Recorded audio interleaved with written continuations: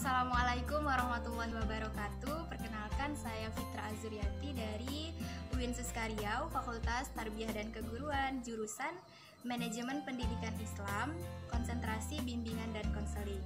Nah, dalam video kali ini saya akan menjelaskan serta mempraktikkan bagaimana cara menyambut klien yang baik dan benar, serta mempraktikkan proses teknik 3M, yaitu mendengar, memahami, dan merespon dalam konseling.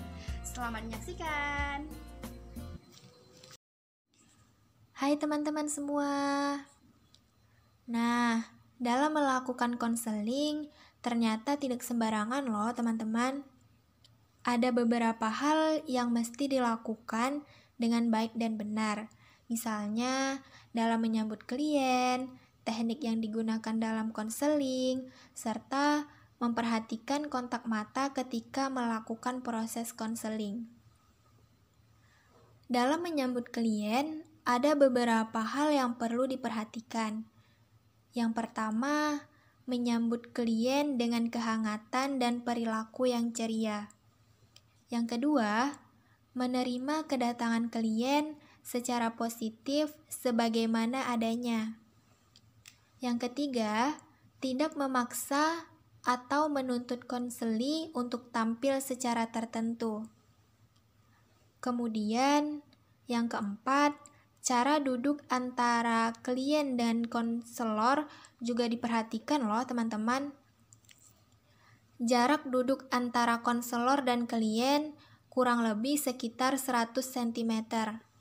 Nah, di sini teman-teman udah pernah dengar belum yang dinamakan dengan teknik 3M? Teknik 3M dalam proses konseling itu sendiri yaitu M yang pertama adalah mendengar, M yang kedua yaitu memahami, dan M yang ketiga yaitu merespon. Ada beberapa hal yang perlu diperhatikan dalam mendengarkan masalah klien. Yang pertama, konselor hendaknya mendengar apa yang disampaikan oleh klien. Yang kedua, konselor hendaknya mendengar apa yang terkandung dalam perasaan dan pikiran klien. Yang keempat, konselor hendaknya mendengar dengan penuh konsentrasi dan terarah langsung kepada klien. Kemudian, M yang kedua yaitu adalah memahami. Dalam memahami ada juga hal-hal yang perlu diperhatikan. Yang pertama, memahami isi pikiran dan perasaan klien. Yang kedua, memahami untuk mendeskripsikan kondisi klien sehingga mampu mengambil kesimpulan, merumuskan kata kunci, dan mengembangkan konsep serta mempersiapkan respon yang akan ditanggapi terhadap masalah klien tersebut. Yang ketiga yaitu ada yang namanya merespon. Merespon di sini juga perlu memperhatikan loh teman-teman, yaitu salah satunya mendengar dengan baik dan memahami masalah klien tersebut. Konselor akan memberikan respon dengan tepat terhadap apa yang dikemukakan oleh klien jika mendengarkan dengan baik dan memahami masalah klien tersebut dengan baik. Kemudian, konselor juga memberikan respon secara positif dan mengarah kepada hal-hal yang positif dari masalah klien tersebut.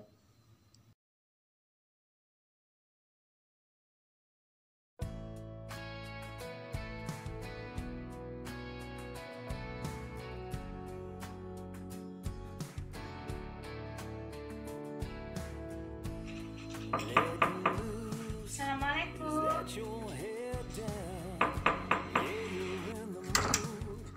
Waalaikumsalam, Putri.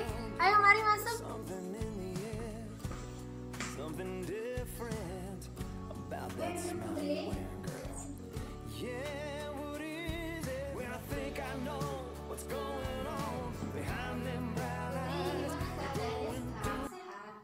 Alhamdulillah saya dan sekeluarga sehat, Bu.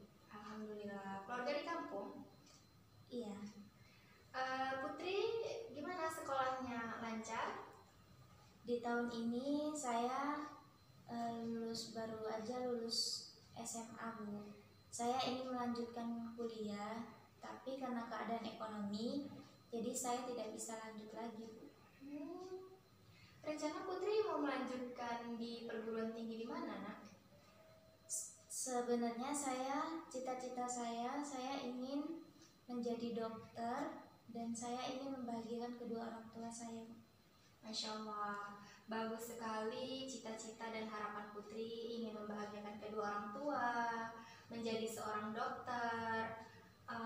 Untuk sekarang tidak usah putus asa, terus belajar dan tetap semangat. Semoga kedepannya Putri bisa ikut seleksi kedokteran dan Putri lulus di universitas yang Putri impikan.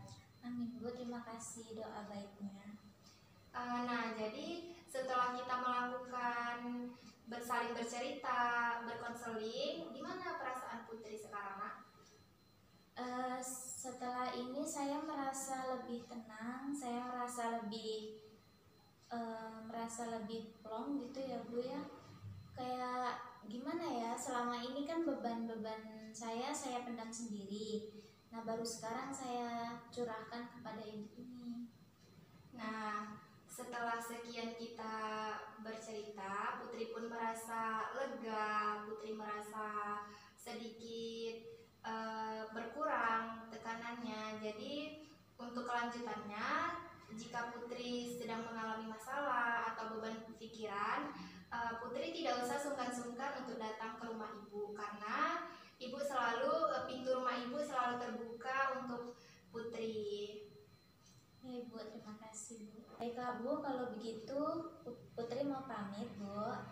Insya Allah lain kali jika ada waktu Putri akan mampir ke rumah ibu lagi.